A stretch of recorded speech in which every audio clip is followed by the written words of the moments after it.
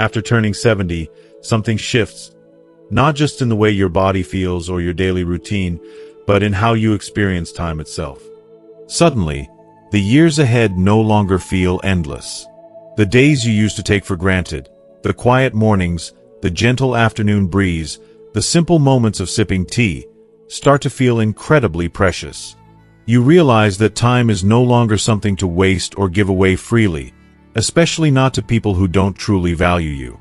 Yet, many of us fall into old habits. We keep reaching out, saying yes, and giving our time to others. Sometimes adult children who barely return the call, relatives who show up only when they need a favor, or neighbors and friends who drain our energy. It's easy to get stuck in these patterns out of guilt, fear of loneliness, or simply because we don't want to hurt anyone's feelings. But after 70, it's time for a change. It's time to protect your peace and honor your worth. This moment is about setting boundaries, saying enough, and choosing to spend your time on what truly nourishes your spirit. Because after all you've given, now is the time to receive, and to live fully for yourself. If you are not subscribed, subscribe and activate the notification bell so you don't miss any videos. If you like the topic of this video, please comment 1. If you don't, please comment 0 to let me know how I can improve and make better videos for you. Now, let's begin. 1. Stop wasting time on adult children who take you for granted. After 70, you find yourself looking at the world with a different set of eyes. Perhaps it happens gradually, or all at once.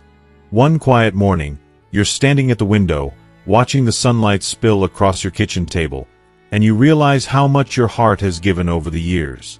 You've raised your children, loved them through fevers and heartbreak, worked late, saved pennies, made sacrifices no one saw but you. You carried them in your arms, then in your worries, and now, even though they're grown and gone, you carry them still, tucked into the corners of your mind and the softest part of your heart. But with time comes clarity, and after 70, you start to see how precious your days truly are. It's not just about the years left, but the quality of those years, how you spend them, who you spend them with, and how you feel when you lay your head down each night. And maybe, if you're honest, you notice a pattern that's crept into your life, quiet but heavy. The way you keep giving and giving to your adult children, even when it feels like the balance has tipped too far. You remember when they were little, how their faces would light up when you entered a room, how every little accomplishment was met with hugs and celebration. Now, it's different. Maybe you call and leave a message, and days pass before anyone calls back. Maybe you invite them over, and there's always a reason they're too busy. Or perhaps they show up, but not to see you, not really.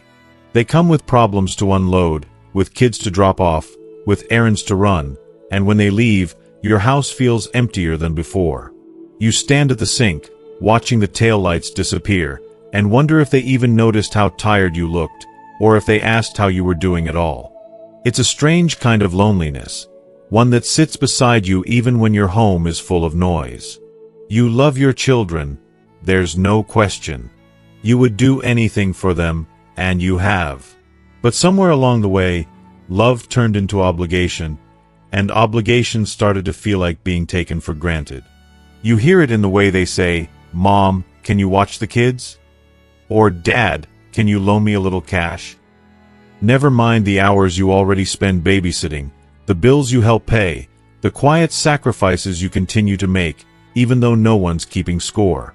Or maybe you are, late at night, when the ache in your back is sharper and the silence is louder. You're not alone in this feeling. So many older adults talk about it in hushed tones, afraid to seem ungrateful, or worse, unloving. One woman, Linda, 73, finally told her story after years of swallowing her frustration. She watched her son's kids 5 days a week, sometimes more, because both parents worked long hours. She was happy to help at first. It made her feel needed, connected, part of the family. But as the months rolled by, she realized her help had become an expectation. No one asked anymore. The kids were dropped off with barely a wave, no thank you, no check-in about their own needs. Her birthday passed without a card, just as her requests for a day off were met with sighs and disappointment. It took everything in her to set a boundary, just 2 days a week, no more. At first, her son was angry. He accused her of being selfish, forgetting all she'd done. But Linda stood firm. She was tired. She wanted time for herself, for her book club, for gardening, for quiet afternoons with a cup of coffee and nobody else's mess to clean up. Eventually, her son adjusted. The family worked out new arrangements. And Linda felt something she hadn't in years: relief. She had her life back, and it felt good. Linda's story is far from unique. There's a generation of parents, now seniors, who were taught to give until it hurt, to put their children first, always. And while that devotion is admirable, it comes at a cost. Because when giving becomes one-sided, it becomes draining. Love should never leave you depleted. So why do so many people keep saying yes, even when their hearts are heavy and their bodies are weary? Part of it is guilt, the idea that a good parent never stops giving. Part of it is habit. You've always been the caretaker, the fixer, the safe place. And part of it, honestly, is fear. Fear of what will happen if you say no, fear of being left out, fear of not being needed anymore. But there's another truth, one that's easy to miss but so important to remember. You deserve to be valued for who you are, not just for what you do. You are not a free babysitter, an emergency loan officer, or an emotional sponge. You are a person with your own needs, your dreams, and your right to rest. Your children are adults now. They can stand on their own feet. And if they can't, maybe it's time for them to learn. This doesn't mean you stop loving them. It doesn't mean you close your heart or turn your back. It simply means you start loving yourself, too. You start recognizing your limits and respecting them. You say no when you need to, without apology. You ask for help if you need it. You expect to be treated with respect, not just tolerated for your usefulness. Sometimes, setting boundaries is met with resistance. Old patterns are hard to break, and people rarely like change. Your children might sulk. They might accuse you of being unfair. They might try to guilt you into giving just a little more. But hold your ground. Remember Linda. Remember your worth. Remember that your time, your energy, and your peace are valuable. You've spent a lifetime proving your love. You don't need to prove it by emptying yourself dry. There is a beautiful freedom in choosing yourself, especially when you've spent years putting others first. It's not selfish, it's necessary. When you reclaim your time, you open the door to new joys, old hobbies, and a deeper sense of peace. You can volunteer, travel, reconnect with friends, or simply rest, guilt-free. You can spend time with your grandchildren because you want to, not because you have to. You can say yes to what lifts your spirit and no to what drains it. If you are still watching this video and find these lessons useful, please comment 1 below to let me know that you are still here with me. And something remarkable happens when you make this shift. You start to feel lighter. The resentment that once simmered quietly begins to fade. You find yourself smiling more, sleeping better, and feeling more at home in your own life. Your relationships may change. Some will deepen, others will drift away. But what remains is a true connection, built not on obligation but on genuine care. After 70, your days are too precious to spend proving your worth to anyone, especially those who only call when they need something. You've done the hard work of raising a family, building a home, and weathering life's storms. Now is your time to rest, to laugh, to discover who you are beyond the role of parent, to cherish the moments that matter most. The world may still tug at your sleeve, asking for more, but you have every right to answer, "I've given enough. Now, I choose me." So, next time the phone rings and you hear that familiar request, pause. Ask yourself, does this nourish me, or does it deplete me? Is this love, or is it convenience? Trust your answer. Honor your heart. You have nothing left to prove, and a lifetime's worth of joy still waiting to be claimed. 2. Stop wasting time on relatives who only show up when they want something. There comes a point, sometime after 70, when the definition of family begins to shift. You spend your life hearing, "Blood is thicker than water."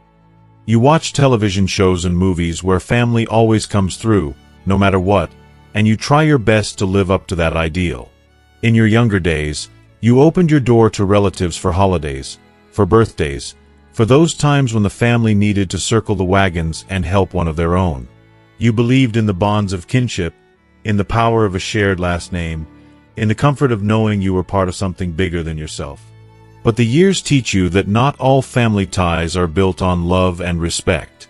Some are simply ropes, pulling you in when it's convenient for someone else, only to let go the moment your help isn't needed. You notice the pattern as you get older. The phone rings, and it's a niece you haven't heard from in months. She starts the conversation with a flurry of updates, but it doesn't take long before she gets to the point. She's short on rent again, and can you lend her a little something just until payday? Or maybe it's your cousin, who suddenly wants to reconnect after years of silence, but every story leads back to some trouble she's having. Her car broke down, she lost her job, she's facing another crisis. In the beginning, you want to help. You tell yourself that family is family, and if you can ease someone's burden, why wouldn't you? You remember times when you needed a hand, and someone was there for you. So you say yes. You write the check, offer your spare room, drive them to appointments, or send groceries. You wait for the thank you, and sometimes you get it, sometimes you don't. But then a pattern emerges, and it becomes harder to ignore. The calls only come when there's a problem. The visits are rare and always rushed, filled with talk of what's wrong in their world and what you might do to fix it.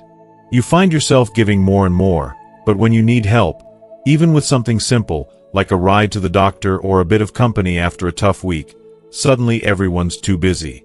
There are excuses, apologies, promises to catch up soon, but those days never seem to come. You start to realize that for some relatives, your worth is measured by what you can give, not by who you are. You remember birthdays and anniversaries. You send cards and make phone calls, but you notice that your milestones are overlooked. Holidays come and go, and you're left wondering when the last time was that someone called just to ask how you're doing, with no hidden agenda. It stings. It's not that you expect grand gestures, but you long for simple acts of kindness. Proof that your presence matters, not just your wallet. There's a man named George, 78, who learned this lesson the hard way. For years, he helped a niece who always seemed to be in trouble.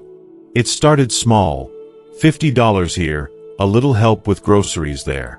She was grateful at first, and he liked feeling useful. But as time went on, the requests grew. Rent, school fees, and car repairs. George always said yes, even as his savings started to dwindle. He told himself he was being a good uncle, that the family was supposed to help each other.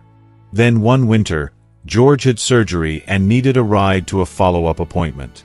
He called his niece, hoping that this once she'd be the one to step up. She didn't answer. He left messages, sent texts, and waited for her to call back. She never did. That moment was a wake-up call. George realized he wasn't family to her. He was a resource, a safety net, a number in her contacts list labeled for emergencies. After that, George stopped picking up the phone every time she called. Not with anger, but with a quiet resolve. He understood now that generosity is a two-way street. He deserved respect, not just requests. Stories like George's are all too common. There's an unspoken expectation in many families that the oldest, or the most financially secure, will always be there to help. It's wrapped up in tradition, in guilt, in the fear that saying no will make you the bad relative, the one who turned their back on family. But the truth is, love without respect is not love at all. A relationship built only on what you can provide is not family. it's a transaction. It takes courage to draw the line, to recognize when giving has become a burden, not a blessing, to understand that you are not obligated to say yes simply because someone shares your blood. Family should be about showing up for each other in good times and bad, not just when it's convenient, not just when there's something to be gained. If you reach out for company, for comfort, for a little help of your own, and are met with silence or indifference, that tells you everything you need to know. It doesn't mean you stop being kind, or that you close your door forever. It means you start paying attention to how these relationships make you feel. Are you left feeling used, exhausted, or invisible? Or do you feel valued, supported, and genuinely cared for? The answer matters. After 70, your time and energy are precious. You've spent decades giving, raising children, holding down jobs, helping neighbors, supporting friends and family through every crisis. Now is the time to guard your peace. Setting boundaries isn't about punishment. It's about self-respect. You can still love your relatives, pray for them, and hope the best for them. But you don't have to say yes every time. You don't have to pick up the phone if you're not up for another request. You can choose to give when it feels right, and to hold back when it doesn't. You can protect your resources, your money, your energy, your time, for the things and people that truly matter. And as you do, you'll find a new sense of freedom. The guilt fades, replaced by relief. You discover space in your life for the relationships that nourish you, perhaps with old friends, or new ones you meet through shared interests. You might even find that some relatives step up, reaching out just to check in, to say hello, to spend time with you for no reason at all. That's the kind of family connection worth holding on to. After 70, you owe it to yourself to spend your days surrounded by respect, not obligation. To share your love, wisdom, and kindness with people who give as much as they receive. Blood may be thicker than water, but respect, honesty, and genuine care are what keep the heart full. You have earned the right to protect your peace. Don't let guilt or tradition chain you to one-sided relationships. Your time now is yours to treasure. Spend it with those who truly see you, value you, and want you in their lives simply for who you are. 3. Stop wasting time on neighbors who gossip, compete, or drain you. Some things you don't notice until you slow down. Maybe you've lived in the same house for 30 years or more. Maybe you moved to this neighborhood after retirement, chasing quieter streets and friendlier faces. Either way, over time, you learn that not all neighbors are created equal. After 70, with so much of life behind you, you begin to crave peace.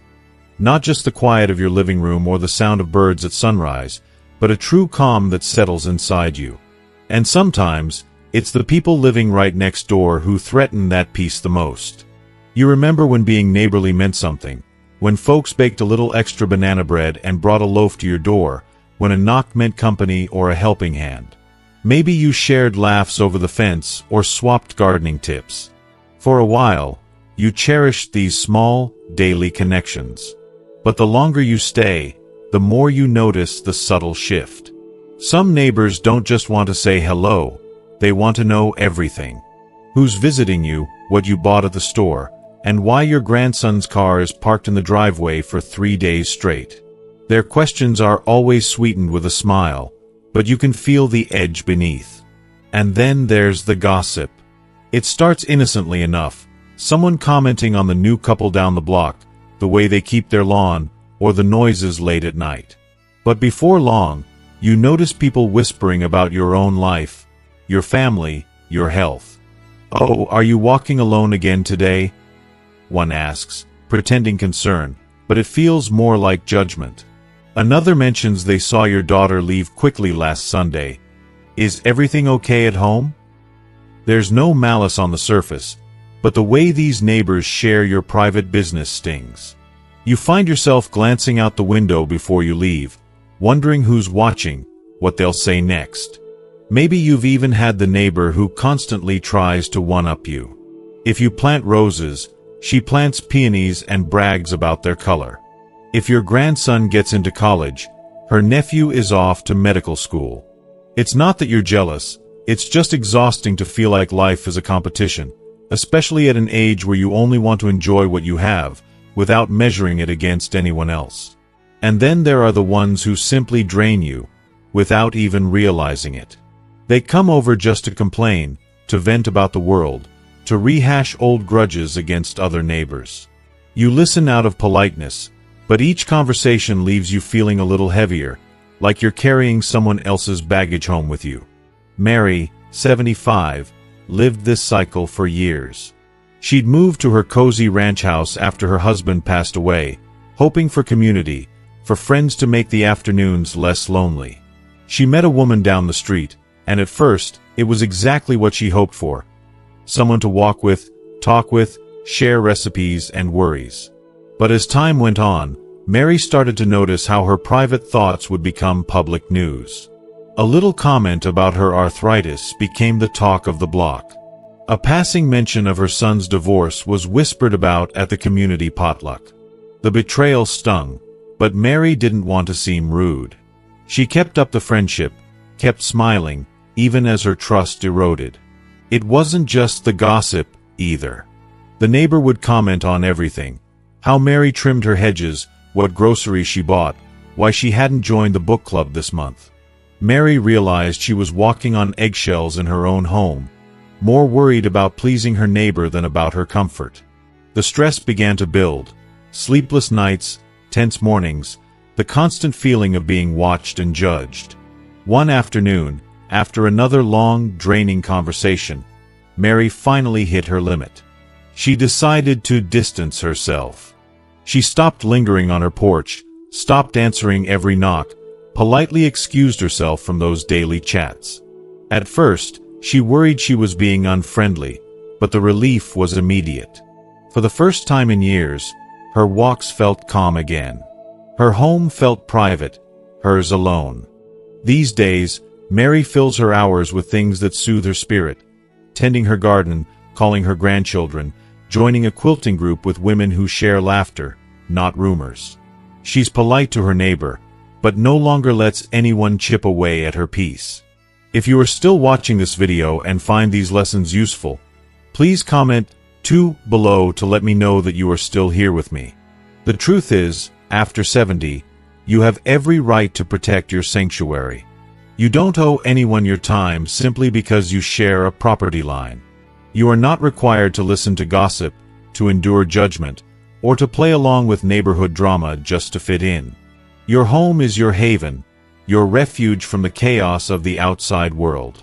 There's a freedom in deciding who you let into your circle. Maybe you'll still wave from the mailbox, share a smile at the trash cans, and offer help when a real need arises. But you don't have to open your door and your heart to everyone. If a neighbor drains you, leaves you feeling anxious or small, it's not rude to step back. It's wise. Life is too short to spend tiptoeing around other people's insecurities or letting their words steal your joy. Sometimes, the hardest thing is letting go of the idea that you have to be liked by everyone. We're taught from childhood to be neighborly, to get along, to avoid causing waves. But after a lifetime of pleasing others, you discover that being kind doesn't mean being a doormat. You can be respectful without letting yourself be pulled into circles of negativity or competition. You can say hello warmly and then go about your day, your way. There's nothing wrong with seeking quiet, choosing peace over performance, real connection over idle chatter. If you find 1 or 2 neighbors who genuinely lift your spirits, who celebrate your joys and mourn your losses without judgment or jealousy, cherish them. But let the rest be background noise. You are not obligated to entertain, compete, or confess just to make someone else comfortable. Your years now are yours to shape. Fill your home with music you love, with friends who encourage you, with moments that make you smile for no reason at all. Step out of your front door with confidence, knowing that you are in charge of who shares your company. Remember, the opinions of gossipy or competitive neighbors say more about them than about you. You have nothing left to prove. And as you protect your peace, you might be surprised at how much lighter life feels. You might sleep better, laugh more, and rediscover hobbies you once loved. You might even inspire others, perhaps a neighbor or two who felt the same pressure to do the same, to choose kindness without sacrificing themselves. After 70, your greatest luxury is your peace of mind. Guard it well. Let the gossip go. Let the competition fade. Surround yourself with honesty, with warmth, with the steady, quiet joys of a life lived on your terms. The neighborhood will keep spinning, the chatter will go on, but you, finally, can sit back, breathe deeply, and enjoy the gentle comfort of being truly at home. 4. Stop wasting time on old friends who no longer act like friends.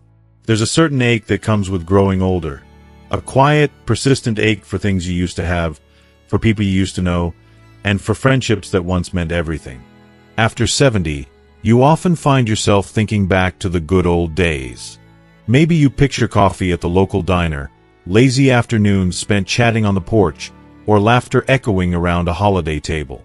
The faces are familiar, the memories are golden. But sometimes, when you look at the friendships you still have, you realize they've changed, and not always for the better. Friendship in youth is simple. It's built on late-night talks, on shared mischief, on being there for each other when the world gets tough. When you're young, you expect friends to grow old with you, to become the family you choose, the ones who stick by your side no matter what. But life is a winding road. Children grow up and move away, careers and illness, and distance tug people in different directions. Even if you and your friends stay in the same town, you don't always stay in step. Sometimes, the hardest realization is that someone you've called a friend for decades is no longer a friend at all. You see it in the little ways first. Maybe you always do the calling, always make the plans, always show up, while they cancel at the last minute with some excuse. Or perhaps you get together every Friday, just like you have for years, but lately, the meetings leave you drained. Instead of laughter, there's bitterness. Instead of warmth, there's criticism. You start to feel like a sounding board for complaints, a silent witness to someone else's unhappiness, but rarely do they ask about your own. Take Earl, for example. He's 80 now and has spent most of his adult life meeting a friend from his working days every Friday afternoon. 4 years, these afternoons were the highlight of his week, a time to swap stories, share gripes, and remember when they both had hair and ambition. But as time went on, Earl's friend changed. The meetings became less about mutual support and more about listening to endless rants. Politics, family drama, old grudges. Earl would sit, nodding politely, barely getting a word in edgewise. When he tried to talk about his own life, the loneliness after his wife passed, the trouble with his knee, his friend would wave it off, change the subject, or, worse, mock him.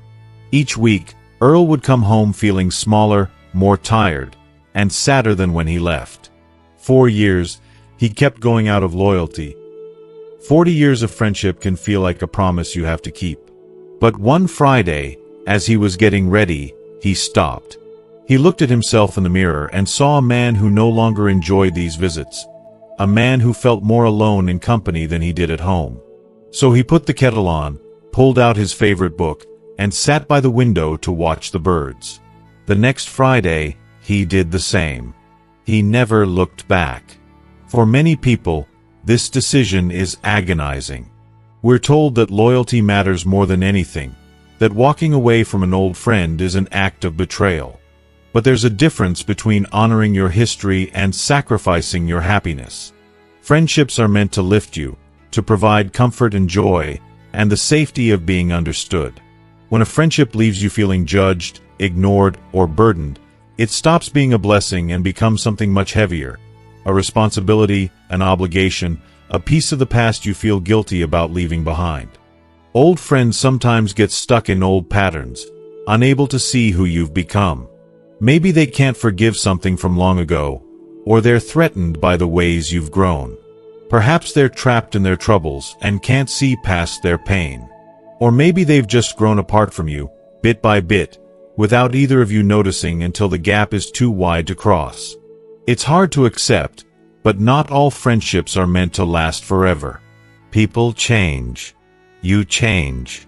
Sometimes the best thing you can do for yourself, and, in a way, for your old friend too, is to let go. You don't have to slam the door.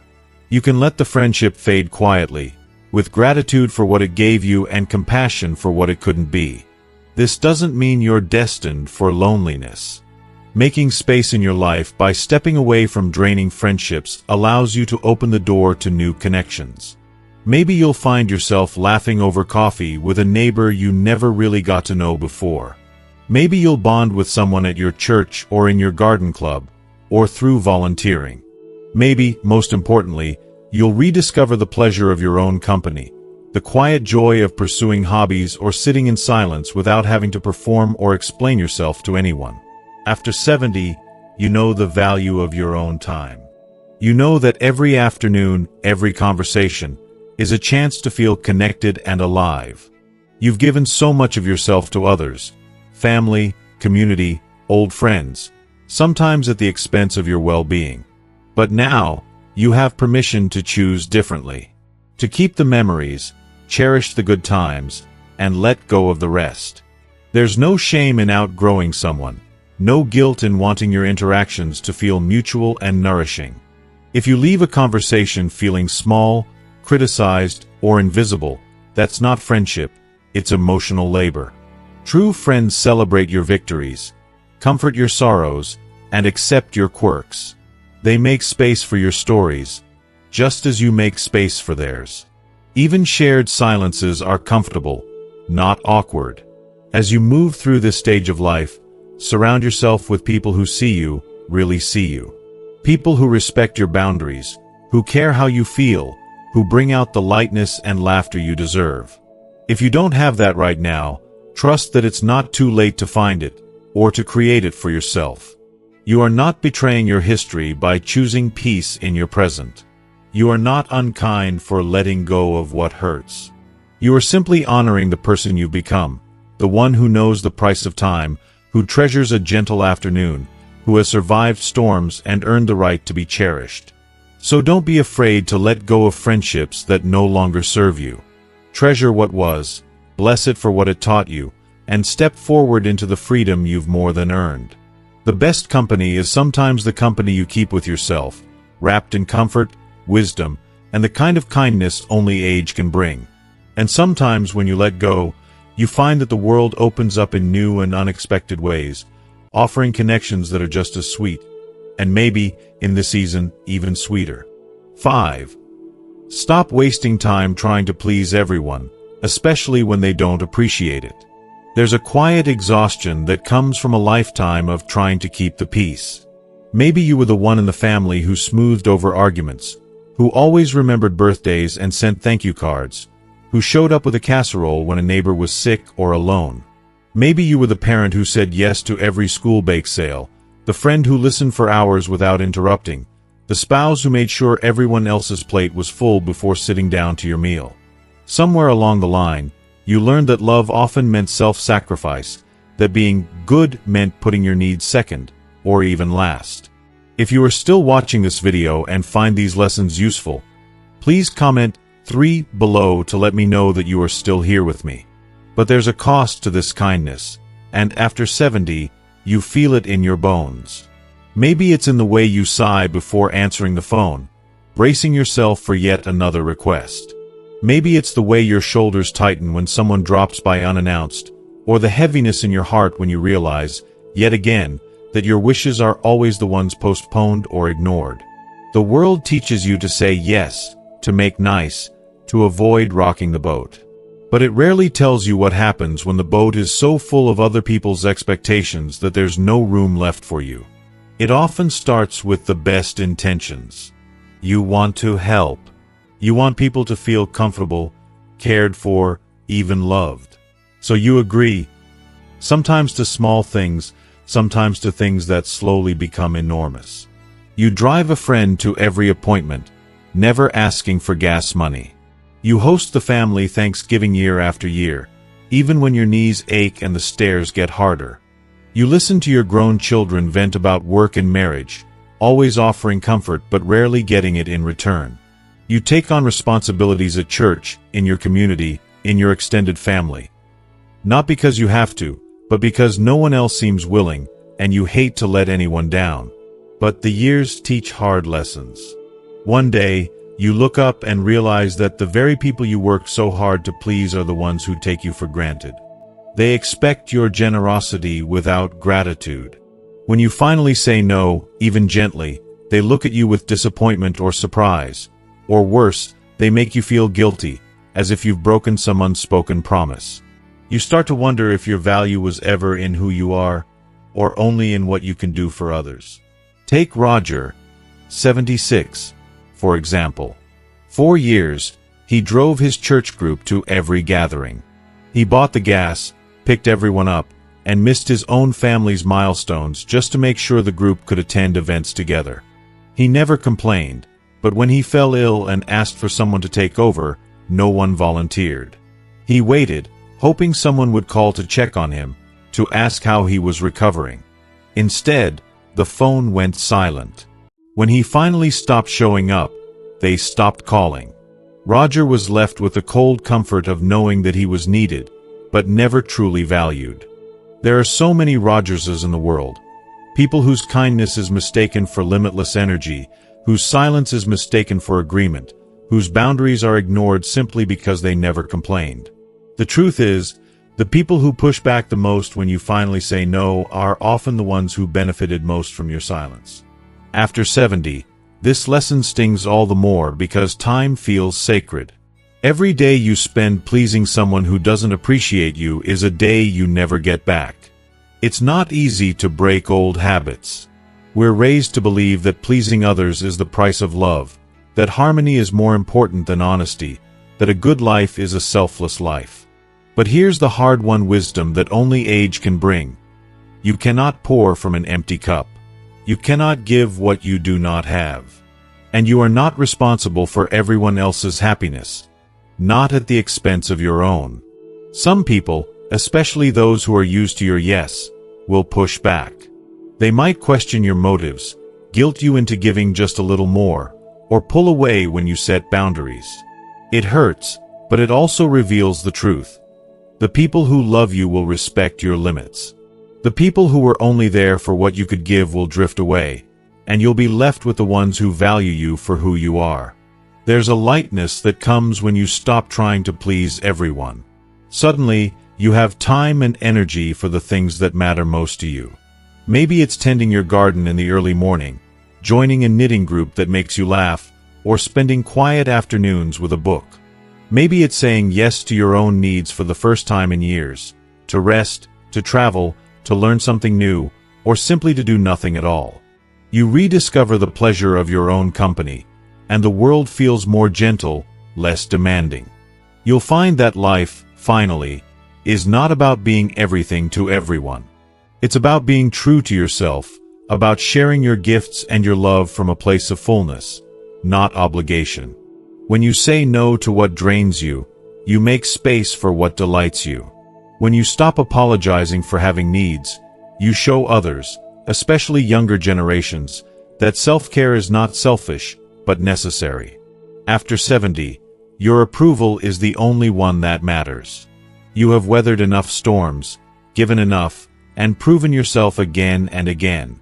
Now, you are free to choose your days, to spend your time on what truly lifts your spirit, to offer your kindness with intention. Not out of habit, not from guilt, but from a wellspring of genuine joy. So the next time someone asks for one more favor, pause. Ask yourself, does this request honor me, or does it take from me? Do I say yes because I want to, or because I'm afraid to say no? Listen to your heart. Trust that you are worthy of peace, of rest, of days spent pleasing yourself. You have nothing left to prove, and everything left to enjoy. Let others find their strength, just as you have found yours. Your years are yours now. Fill them with the music, the laughter, the friendships, and the quiet comforts that nourish your soul. The rest, let it go, without apology or regret. This is your time. You've earned it every single day. So here you are, standing at this stage of life where time itself feels both delicate and fiercely valuable. You've given so much, your strength, your patience, your love, to children, relatives, friends, neighbors, and sometimes to a world that barely noticed. Maybe you're just beginning to realize how much of your precious energy was spent trying to be everything to everyone. Or maybe you've known for a while now, feeling the ache of tiredness deep in your bones, longing for a different kind of peace. The truth is, you've done enough. You have nothing left to prove to anyone.